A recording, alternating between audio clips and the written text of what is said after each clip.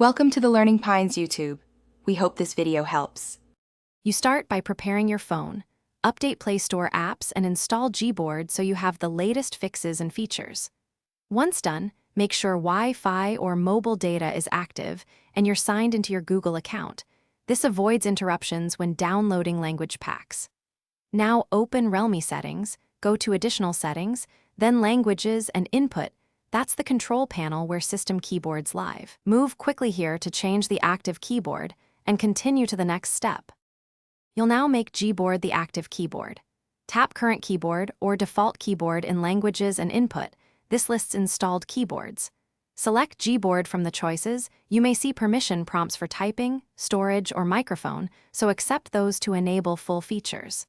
Next, open Gboard settings to choose languages, theme, glide typing, and voice typing. These options tailor input to your habits. After configuring, test briefly in a messaging app to confirm it appears and responds correctly. Finish by testing Gboard across apps.